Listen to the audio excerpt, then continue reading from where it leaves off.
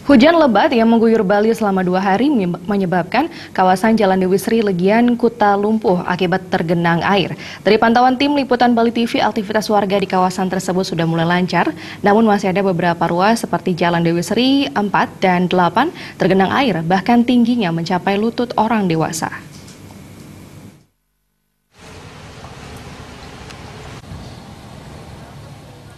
Beginilah kondisi ruas Jalan Dewi Sri 4 sampai saat ini masih tergenang air tingginya mencapai lutut orang dewasa. Akibat tergenang air, banyak warga terutama sepeda motor dan mobil ukuran kecil tidak berani melalui jalan tersebut.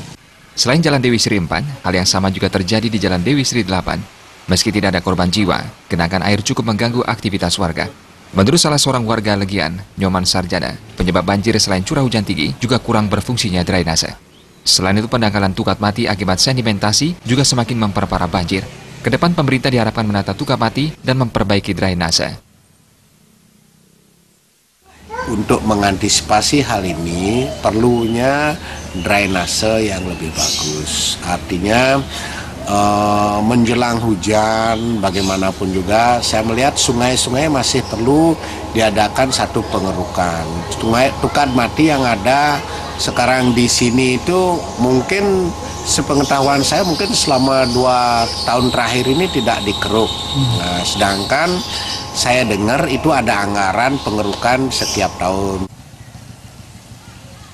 Sementara itu, Ketua DPRD Badung, Putu Parwata menyatakan, Dewan bersama PMK Badung telah berkomitmen dalam pembangunan infrastruktur, di mana kawasan Legian tepatnya Jalan Dewi Sri telah dilakukan penataan drainase dan perbaikan jalan. Akibat kejadian alam yang di luar dugaan, kawasan tersebut kembali banjir. Untuk itu, Dewan bersama pemerintah akan mengevaluasi kejadian ini agar segera bisa ditanggulangi. Kejadian ini bukan untuk saling menyalahkan, mari bersama-sama bergotong royong menanggulangi bencana ini.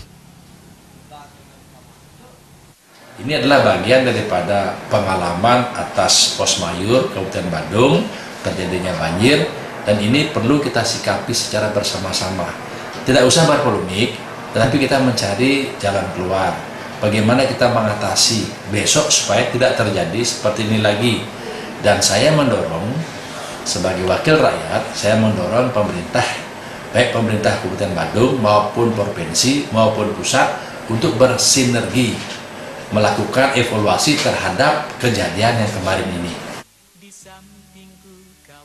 Sebelumnya, hujan lebat terjadi pada Senin malam lalu yang menyebabkan banjir hingga tergenangnya kawasan Jalan Dewi Sri Legian. Meski tidak ada korban jiwa, namun warga mengalami kerugian materi harta benda yang terendam banjir.